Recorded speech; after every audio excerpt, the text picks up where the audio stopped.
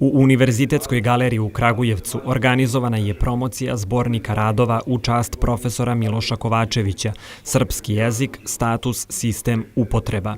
Na promociji su govorili dr. Milanka Babić, dr. Jelena Petković, dr. Časlav Nikolić, dr. Dragan Bošković, a program je vodio dr. Vladimir Polomac.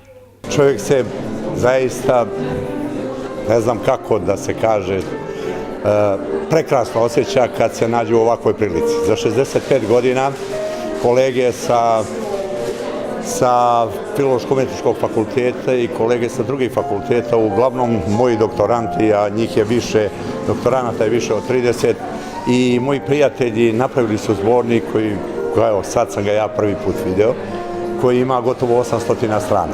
Taj zbornik je u čast, u sam zbornik, kad sam video kako je napravljen, zapravo pola radova je o mom naučnom radu, a pola radova je u čast samo.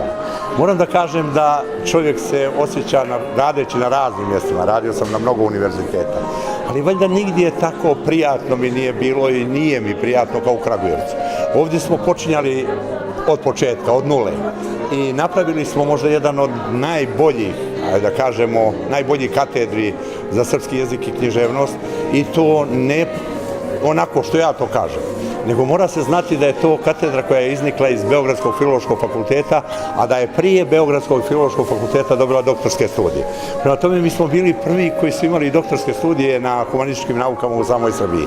I sad kad pogledate zapravo to što su kolege uradile za vas, onda vam se vrati u sjećanje sve ono što smo prošli od 2005. godine pa do dana današnjeg na Filološko-umetničkom fakultetu u Kragujevcu i na drugim fakultetima na kojima sam imao doktorante i na kojima sam radio.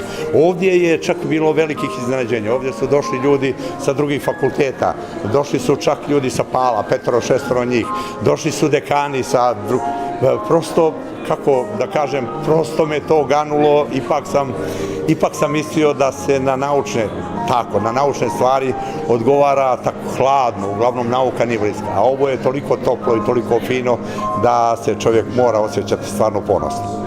Svoj stvaralački, naučni i pedagoški rad profesor Kovačević posvetio je odbrani srpskog jezika. Njegovi studenti, danas doktorandi, zahvalili su mu obimnom i kvalitetnom studijom koja predstavlja važnu intelektualnu svojinu i pogodno tle za buduće naučno-istraživačke radove.